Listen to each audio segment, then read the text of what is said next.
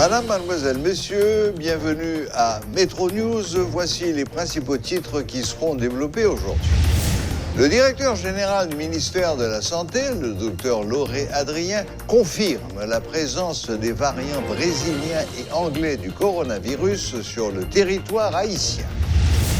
Le ministère de la Santé exhorte la population à appliquer strictement les mesures barrières. Les autorités sanitaires comptent sur la collaboration de tout un chacun afin de limiter le plus possible la propagation et les conséquences du Covid-19. Le groupe d'appui aux rapatriés et aux réfugiés, GARE, déplore la mort d'un jeune migrant haïtien dans la zone de Ouanamat. Les responsables de cette ONG condamnent l'utilisation abusive de la force faite par la PNH.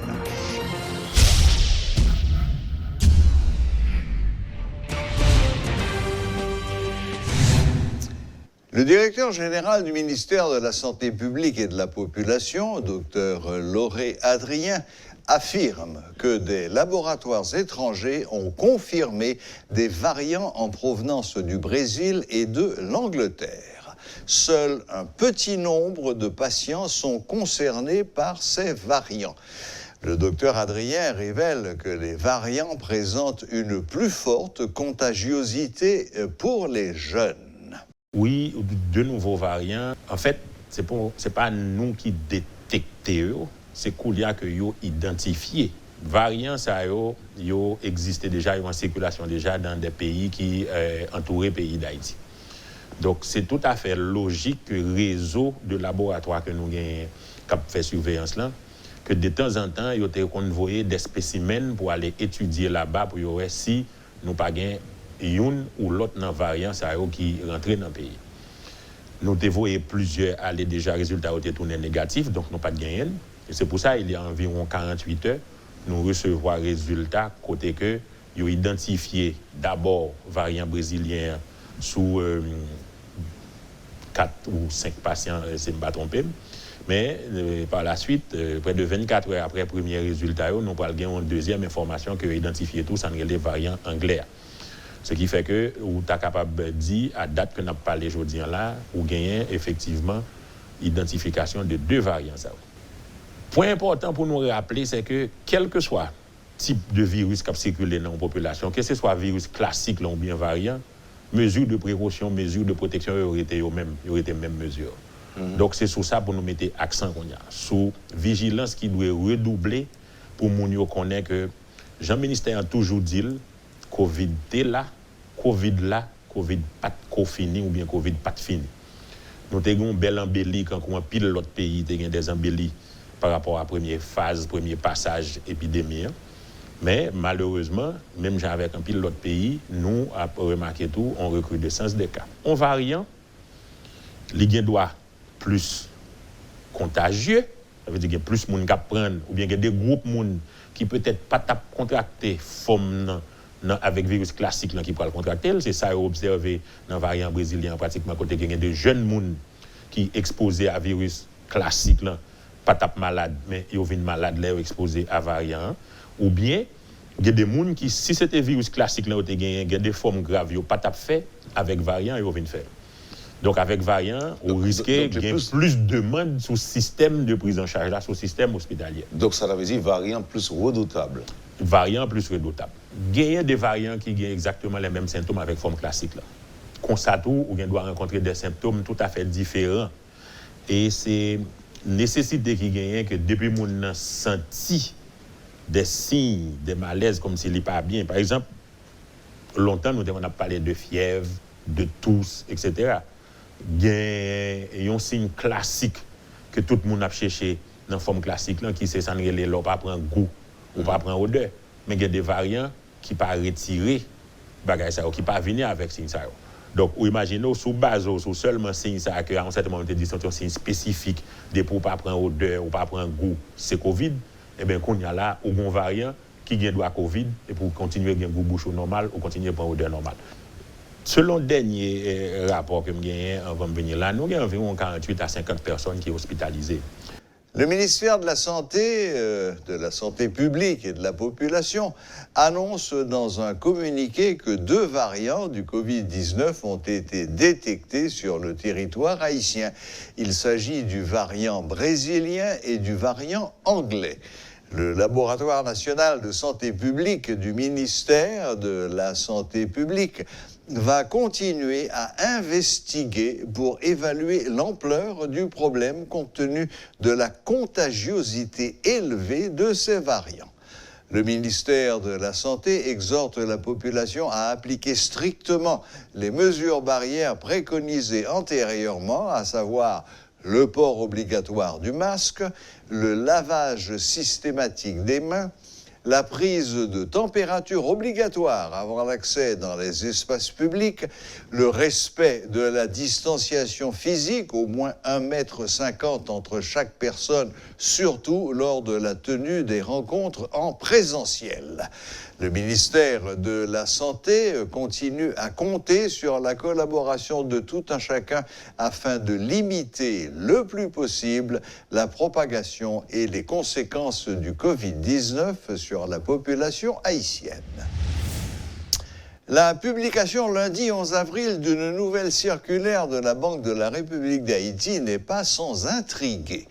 En effet, son contenu semble indiquer que la Banque centrale veut une nouvelle fois accroître son contrôle sur le marché des changes en réclamant des rapports quotidiens et ou hebdomadaires de la part des différents opérateurs. Selon l'économiste Rifar Serran, la circulaire 108 est publiée dans un contexte où des mouvements qui peuvent nuire à la stabilité de la gourde sont constatés sur le marché. La stabilité du taux de change de la gourde est vitale dans le contexte actuel, avec une économie haïtienne malade et incapable de générer suffisamment d'entrées de devises, estime l'économiste Rifar Serran. Moi, je pense que c'est que là, ça a publié dans un double contexte. D'abord, il y a un ensemble de mouvements actuellement là, de faits, de phénomènes qu'on a constatés sur le marché des changes, là, quand même susceptibles de nuire à la stabilité du taux de change et qui a alimenté même croissance du taux de change là, chaque jour. Et dans l'autre contexte, côté que, pas oublier que dans la circulaire 114-2, il y a 70% de transfert diaspora qui a pris dans le pays, des transferts que les banques centrales là, espéré qu'à passer dans le système bancaire là pour que alimenter offre de devise au niveau du système bancaire là et que pour ter une meilleure disponibilité de dollars dans le système là pour que l'écart qui est un déséquilibre avec le banque est réduit. Maintenant ça que vient remarquer et chiffre publié aujourd'hui là bon et nous tout au niveau du système bancaire là le système formel gagne une baisse de disponibilité de dollars dans le système bancaire là. Et si vous regardez hier là, le système bancaire là, c'est à peu près 5,6 millions de dollars que vous vendez pendant une journée.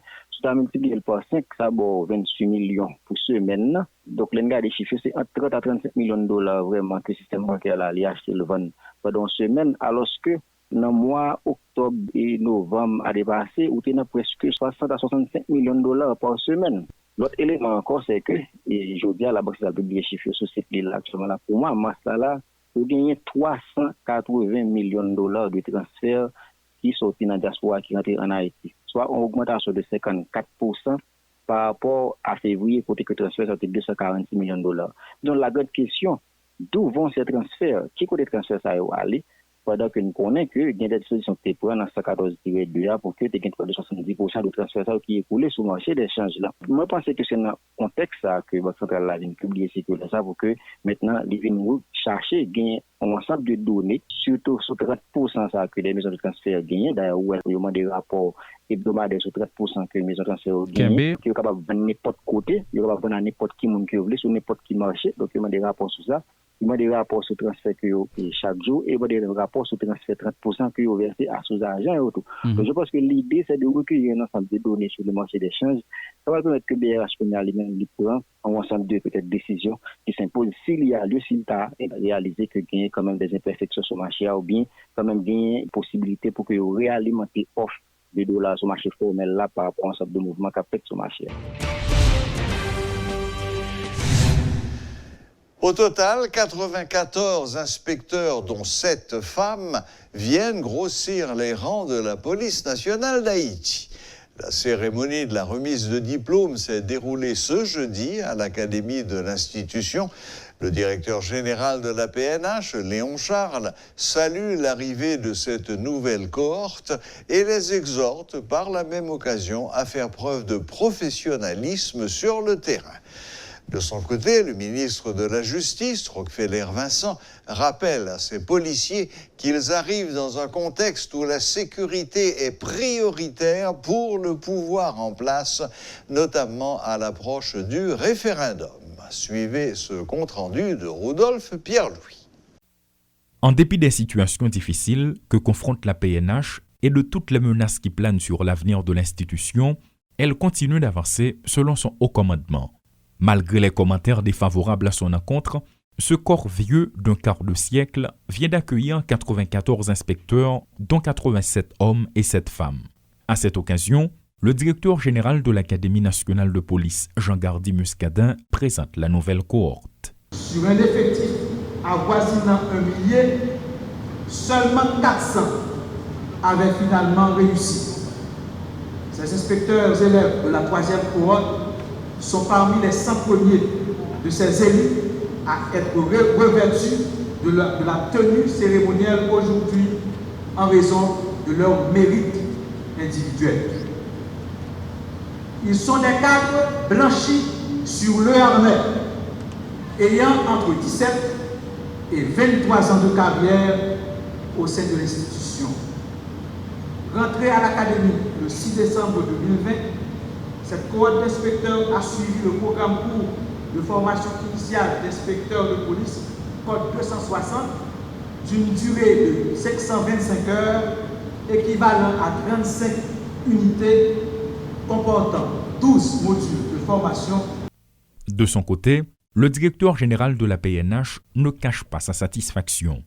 Toutefois, Léon Charles, après son intervention de la veille pour fustiger le comportement des unités spécialisées qui ont brutalisé le citoyen Siméon Peggy à Ouanamet, n'y va pas par 4 chemins. Il exige de cette promotion qu'elle fasse preuve de professionnalisme.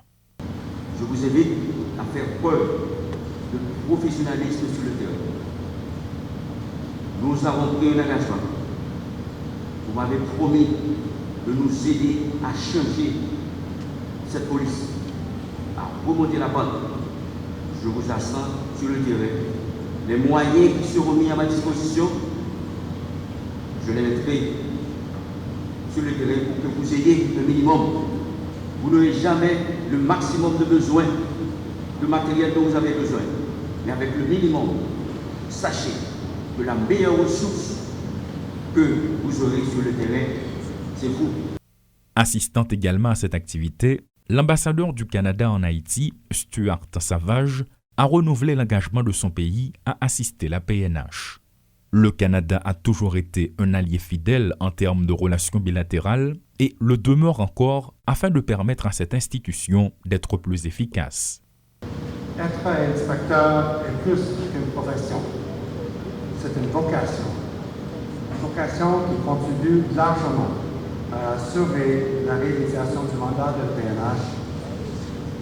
Dans la chaîne de commandement, l'inspecteur joue un rôle clé en étant un modèle pour ses collègues et représente un haut degré de professionnalisation qui doit être affiché, renforcé et honoré tout au long de sa carrière.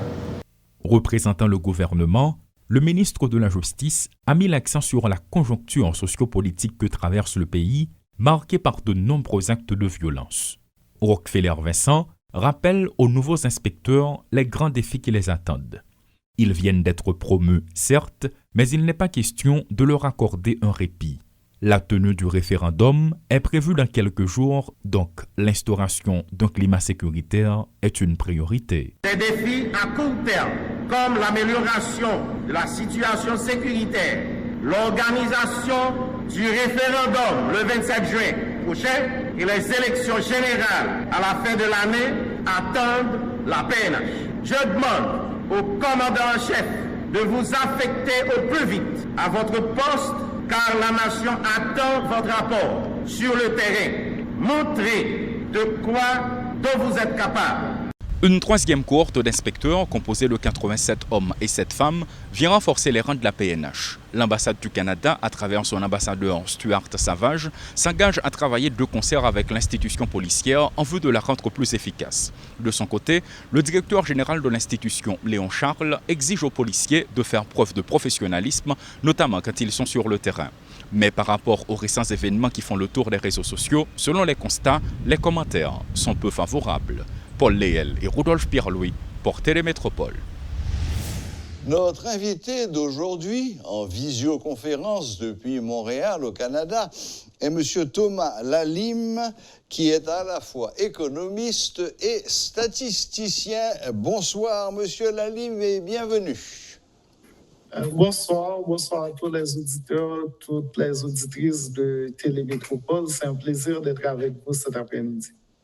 Monsieur Lalime, vous dites que vous estimez que la population en âge de voter aujourd'hui oscille autour de 7,3 millions. Est-ce que ce chiffre est fiable? C'est même pas moi qui estime. Tout ce que j'ai fait, c'est de regarder les différentes estimations faites par l'Institut haïtien de statistique et d'informatique. Et peut-être là, le seul endroit où j'ai peut-être fait une estimation, c'est pour l'année 2021. Mais les autres chiffres sont rapportés comme je les ai pris dans les différents documents de l'IHSI. Et si vous voulez, je peux vous donner une idée très claire. Déjà en 2003, à partir du dernier recensement général de la population et de l'habitat réalisé par l'IHSI, la population âgée de 18 ans et plus, donc en âge de voter, était estimée, était calculée, parce que là, ce n'était pas une estimation, c'était à la suite du recensement de 2003, c'était 4 726 561 personnes. En 2012, après le tremblement de terre, l'IHSI a publié encore un autre document où il a été mentionné une population en âge de voter, donc de 18 ans et plus, de 6 32 657. En 2015, il y a un autre document publié par l'IHSI où la population en âge de voter était estimée à 6 296 351 personnes. Très bien. Maintenant, en 2018 et en 2020, j'ai pu accéder à des estimations faites par l'IHSI, mais qui ne sont pas rendues publiques dans des documents officiels, comme c'était le cas en 2003, en 2012 et en 2015, mais qui sont accessibles aux gens qui sont intéressés, les chercheurs qui sont intéressés au niveau de la population, en fait. En 2018, ces chiffres-là, c'était 6 982 838 personnes. Et en 2020, c'était 7 283 098 personnes âgées de 18 ans et plus. Maintenant, très bien. La seule chose que j'ai faite qui pourrait être assimilée à une estimation, si vous voulez, ma touche personnelle, c'est de dire que si on a observé la différence que j'ai prise entre 2020 et 2018, donc ça peut nous donner une idée de combien la population augmente, la population en âge de voter augmente par année, et je ne fais qu'ajouter cette... Très bien. Bon, oui. Cette augmentation-là, qui est autour de 100 000, pour pouvoir trouver l'estimation pour l'année 2021. Et si vous voulez, ça nous rapproche du niveau de 7,3 ou près de 7,4 millions de personnes en âge de voter. Et maintenant, vous allez retirer votre casquette de statisticien et mettre votre casquette d'économiste. Et on va faire un petit tour très, très, très rapide, parce que malheureusement, le temps nous est compté, sur la situation économique du pays aujourd'hui. Il y a la dépréciation de la gourde qui continue, même si elle a ralenti. Depuis des temps. Ce matin, c'était à 88 gourdes, si je me rappelle bien. Le dollar continue à être très rare. Et dans le même temps, la BRH annonce l'arrivée de billets de 2500 et de 5000 gourdes très bientôt. Qu'est-ce que vous pensez de ces éléments? Rapidement. De ces éléments. Alors, peut-être que la formation économique la plus importante de cette semaine, ça a été la confirmation par l'IHSI, justement, d'une récession économique en Haïti. Une récession économique, ça veut dire qu'il y a eu 2 années consécutives de croissance économique négative. En 2019, un taux de croissance de moins 1,7%, et en 2020, un taux de croissance négative de moins 3,3%. Et ça, l'IHS l'a dit que c'est la contre-performance économique, ou la mauvaise performance économique la plus grave depuis le tremblement de terre du 12 janvier 2010, où le taux de croissance était négatif et c'était estimé à moins 5,5% à l'époque. Et deuxième chose à mentionner aussi à ce niveau, c'est que il faut remonter jusqu'à l'embargo dans les années 90 pour retrouver 2 années consécutives de croissance économique négative. Donc là aussi, c'est assez grave. Donc en fait, si vous voulez, le taux de change, lui, comme vous étiez en train de le mentionner, c'est comme le thermomètre qui indique le degré de la fièvre. Le degré de la fièvre, c'est ce qui a permis, qui a causé, si vous voulez, ce taux de croissance économique négative. Parce que ce que les gens devraient comprendre, c'est que pour que Haïti s'en sorte de là où elle est présentement, il faudrait avoir des taux de croissance économique supérieurs à 10% pendant une période d'au moins 20 ans, en fait, comme l'a fait la République dominicaine, encore plus loin de nous, la Chine qui l'a fait sur plus de 30 ans, en fait. Oui. Donc là, imaginez qu'un objectif qui devrait être un taux de croissance de 10% sur le long terme, pendant plus de 20 ans, maintenant, vous n'arrivez même pas à faire 0%, vous faites moins 1,7% dans un premier temps et moins 3,3% dans un premier temps. Et on ne sait même pas encore comment ça va être pour l'année 2021. Donc, ça vous donne une idée très claire de la situation économique. Et dans une telle situation, en fait, c'est normal d'avoir des indicateurs comme le taux de change, comme le niveau d'inflation qui augmente. Maintenant, quand le niveau d'inflation augmente à des niveaux proches de 20% par année, tout ce que ça veut dire, c'est qu'à chaque année, il vous faut 20% de revenus de plus pour se procurer